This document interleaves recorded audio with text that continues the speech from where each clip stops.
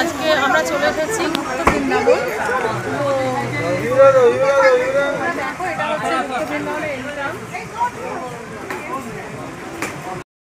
বৃন্দাবন তো এসে গেছি ঠিকই, কিন্তু জানেন তো এটা খুবই ভালো লাগছে। আমি আগেও এসেছি, আজকে আমি বান্ধবীর কারণে আবার এলাম। ভেতরটা খুবই সুন্দর, আপনারা যখন আসবেন তখন দেখতে পাবেন যে আমি একটুও বাড়িয়ে বলছি না। কিন্তু বৃন্দাবন বৃন্দাবনই, সেটা যেখানে ধরুন অবস্থান আমাদের ইউপিতে, যদিও আমার এখনও সেই সৌভাগ্য হয়নি যাওয়ার, জানি না কখন সেই সৌভাগ্য হবে, বা শ্রী রাধা আমাকে আগে ডাকবেন কিনা আদৌ আমি তার সেই স্থানে নিজেকে সমর্পিত করতে পারবো কিনা আমি সেটা জানি না। কিন্তু মনের প্রবল বাসনা আছে কোনো একদিন তো যাব। তার আগে গুপ্ত বৃন্দাবনেই আপনাদেরকে দেখাই। আপনারা যারা এসেছেন তারা হয়তো দেখেওছেন, কিন্তু যারা আসেননি তারা অবশ্যই পুরী এলে গুপ্ত বৃন্দাবন আসবেন।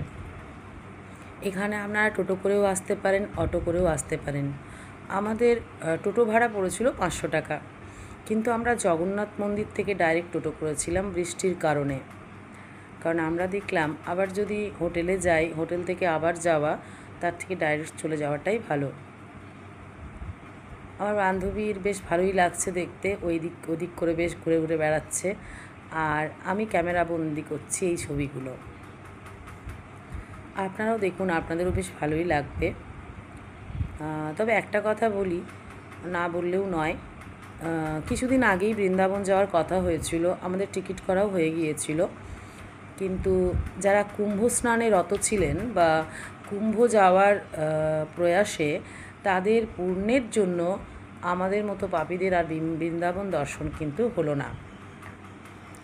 কারণ তখন কি হয়েছিল জানেন, আমাদের সেকেন্ড এসিতে টিকিট ছিল, কিন্তু তখন রাশ এত বেশি ছিল যে কি ফার্স্ট ক্লাস কি সেকেন্ড এসি কোনো জায়গাতেই নিজেদের টিকিট থাকা সত্ত্বেও নিজেরা নাকি বসতেও পারনি, এমনও হয়েছে। তো সেখানে বৃদ্ধ বাবা মাকে নিয়ে বা আরও বয়স্ক মানুষদেরকে নিয়ে রিস্ক নিতে পারিনি। তো সেদিনই বুঝেছিলাম শ্রী রাধার কাছে হয়তো সত্যিই পাপ করেছি, তাই আমি যেতে পারিনি বৃন্দাবন। কিন্তু পাপটা কি করেছি হয়তো আজও জানি না, বা পুণ্যই কতটা করতে পারলাম জীবনে সেটাও কিন্তু জানি না।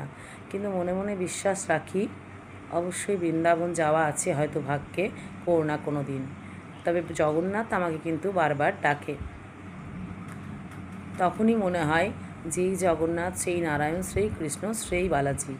তাই শ্রী রাধা সবার মধ্যেই যখন বিরাজ করেন, আমিও তাদের মধ্যেই বাসে আছি।